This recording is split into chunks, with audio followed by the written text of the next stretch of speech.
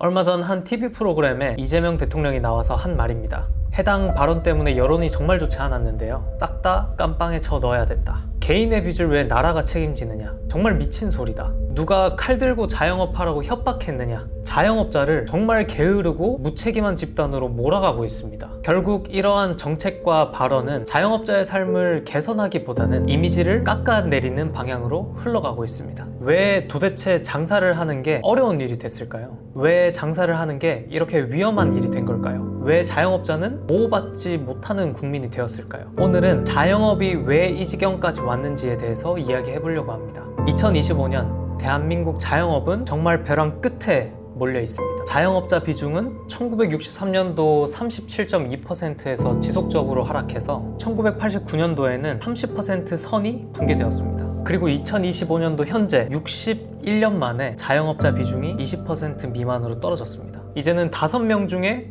1명도 버티지 못하는 현실이 되었습니다. 더 이상 갈 곳 없는 5060 세대, 길어진 평균 수명 속에서 진입장벽이 낮다라는 이유로 자영업에 뛰어들지만 현실은 새로운 시작이 아니라 더 깊은 지옥 속으로 빠져가고 있습니다. 물론 개인이 내린 결정이고 선택입니다. 하지만 급변하는 사회 속에서 이들에게 과연 다른 선택지가 충분했을지도 진지하게 고민해봐야 될 문제입니다. 이건 결코 남의 이야기가 아니라 우리 아버지, 우리 어머니에게 당장 닥칠 수 있는 현실입니다. 더 냉정한 건 여론이에요. 최근 이재명 대통령이 빚진 게 자영업자의 잘못은 아니다. 소상공인 빚 탕감 지원 방안을 언급했습니다. 실질적으로 혜택을 받는 자영업자는 정말 극소수이지만 왜 국민의 세금으로 그걸 갚아주느냐? 장사하다가 망한 걸 왜 정부가 책임져 주느냐? 누가 칼 들고 자영업하라고 협박했냐? 세금 도둑들이다. 이렇게 자영업자를 게으르고 무책임한 집단으로 몰아가고 있습니다. 결국 이러한 정책은 자영업자의 삶을 개선시킨다기보다는 이미지를 깎아내리고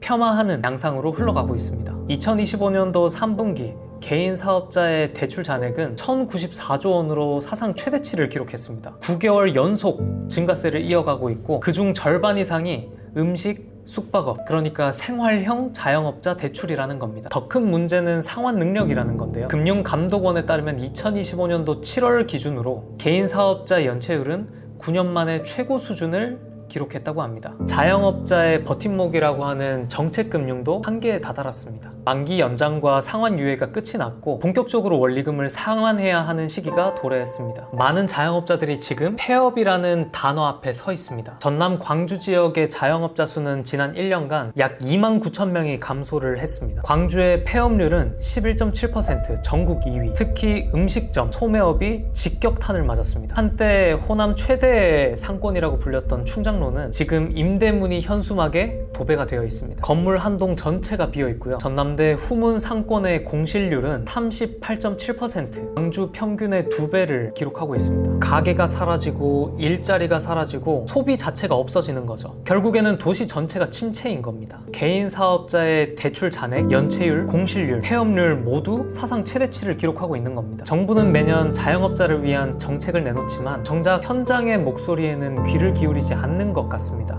오히려 근로자 보호를 강화하는 법안들이 잇따라 발의되고 있습니다. 5인 미만 사업장에도 연차 휴가 적용, 야간 휴일, 가산수당, 3개월 이상 근무자 퇴직금 지급, 초단기 근로자 주휴수당 지급. 물론 근로자를 보호하는 법도 필요합니다. 하지만 문제는 그 모든 부담을 오롯이 자영업자 그리고 소상공인이 떠안고 있다는 점입니다. 근로자 보호를 위한 법안들은 쏟아지는데 자영업자들을 보호할 수 있는 정책과 기관들은 도대체 어디 있는 걸까요? 왜 장사하는 게 이렇게 위험한 일이 된 걸까요? 왜 사장들은 보호받지 못하는 국민이 되었을까요? 그럼에도 그들은 매일 새벽같이 가게에 불을 켜고 누구보다 먼저 일어나서 가게의 문을 엽니다. 월세가 밀리면 쫓겨나고요. 전기료를 내지 못하면 전기가 끊깁니다. 무단으로 결근한 알바생의 인건비가 하루라도 밀리면 노동청에서 감사가 나옵니다. 대출이자 한 번이라도 밀리면 더 이상 사회 구성원으로 인정받을 수가 없다고요. 사람들은 정말 쉽게 말합니다. 장사 똑바로 하지 그랬냐? 요즘 누가 자영업을 하냐? 망하면 다 네 책임이지. 자영업자로서 도전을 했지만 죄를 지은 건 아니지 않습니까? 눈 뜨면 빚이 늘어나 있고 숨만 쉬어도 비용이 나갑니다.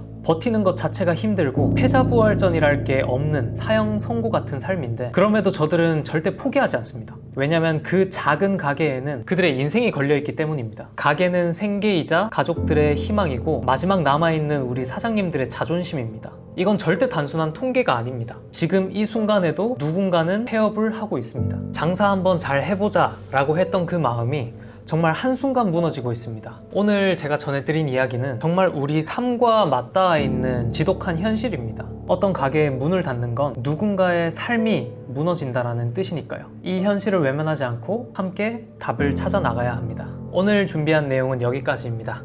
감사합니다.